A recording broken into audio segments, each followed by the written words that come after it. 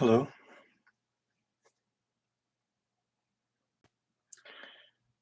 First time going live, so I hope this works out. Reading the book of lists.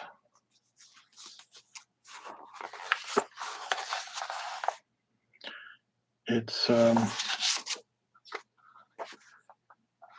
today's list is Oriana Fallaci's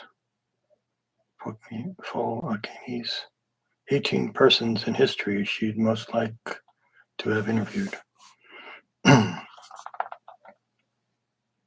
Considered the best interviewer journalist in the world today, Italian author Oriana Fallaci, whatever, began her career writing a crime column in an Italian newspaper. Since then, she's contributed countless headlines, articles in European magazines. She is the author of many books, including If the Sun Dies, Interview with History, and Letter to a Child Unborn. 1 and 2 is Adam and Eve. I had no hesitation in placing Adam and Eve in first place. It all started with those two irresponsible people.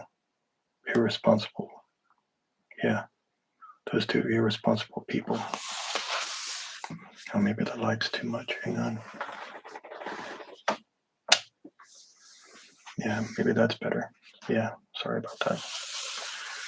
Looked bad on my end anyway. All right. 3 through 5 is Jesus Christ, Judas, and the Virgin Mary. When interviewing Jesus Christ, I wouldn't give up interviewing Judas and the Virgin Mary, too. I'm sure that Judas had a few things to say.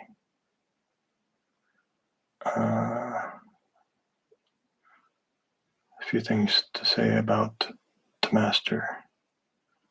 Judas was an intelligent man, a man of culture, and I think that he has been offended a lot by history. And the Virgin Mary. First of all, there is the possible problem of the virginity, which I would like to clear up with her.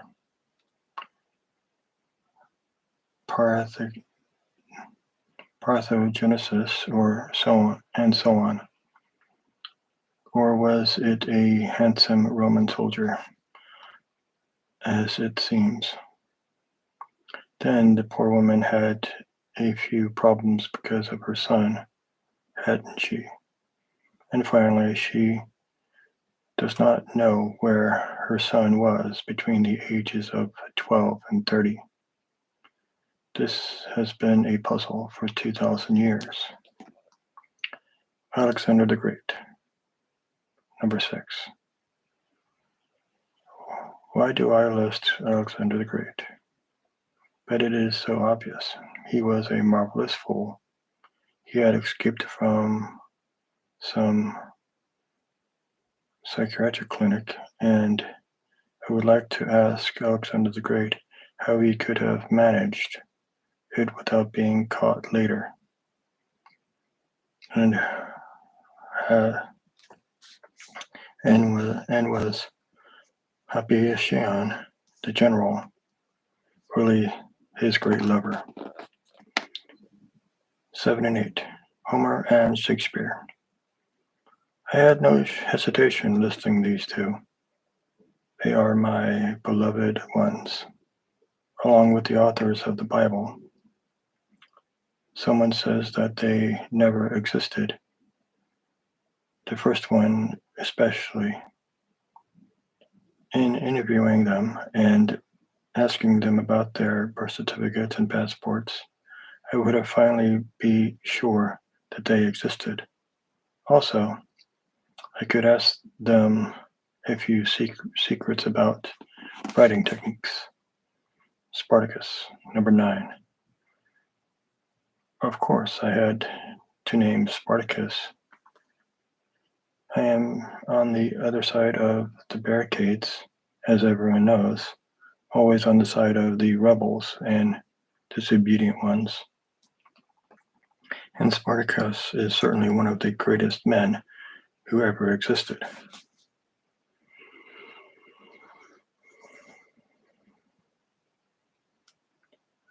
10 through 12, Moses, Solomon, and the Queen of Sheba.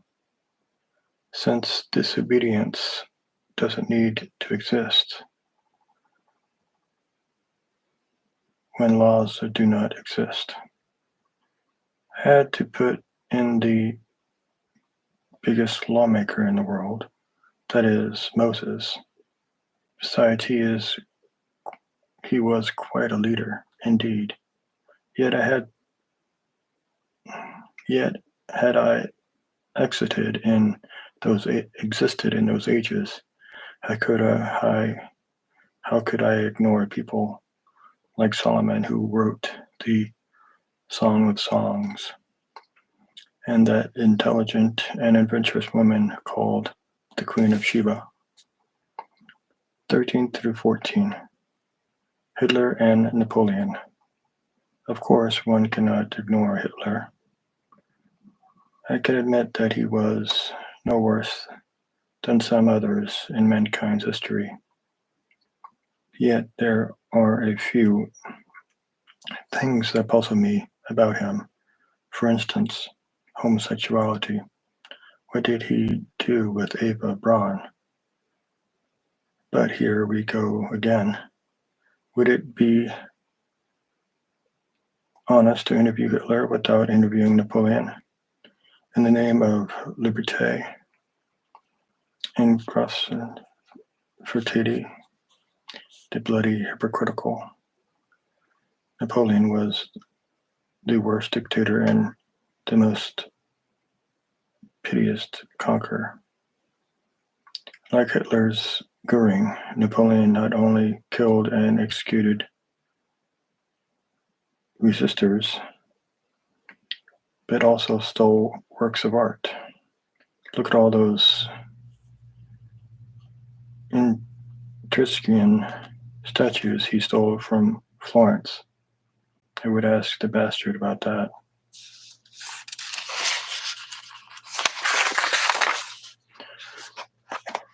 Number 15, Joan of Arc.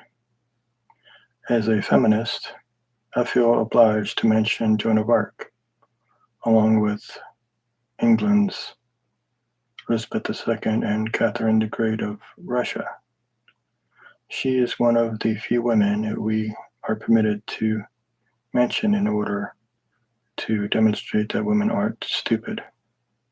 Yet everyone knows that we women write and paint and administer governments, as well as men. But nobody seems to recall that we can be very good in the military field also. And Joan is the demonstration that any literate girl from the countryside can be a better general than the American generals of Vietnam.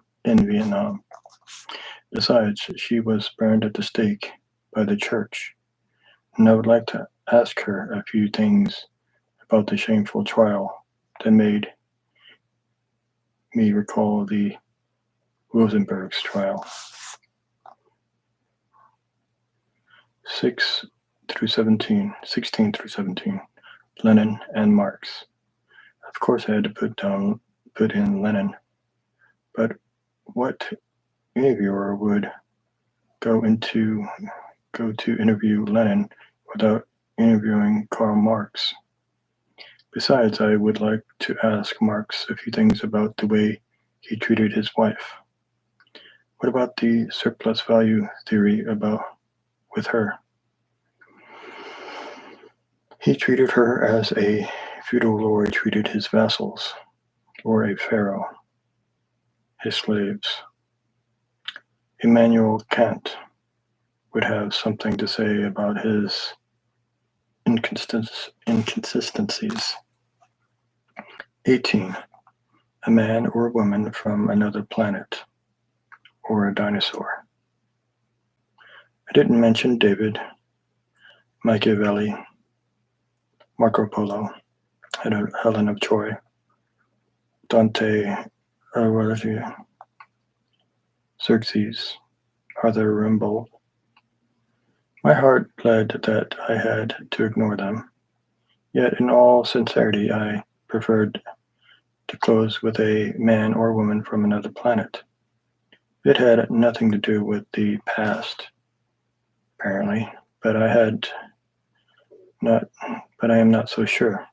Human intelligence is deteriorating, not getting better, and I am afraid at the time of the dinosaurs men were so intelligent as to be able to get to the other planets without NASA. All right. Thank you. I hope my first live broadcast went well. My next one from the book of list is going to be 8 fascinating models and artists. There's Mona Lisa there. It's only one name I recognize offhand. So I hope that went well for everyone. Thank you.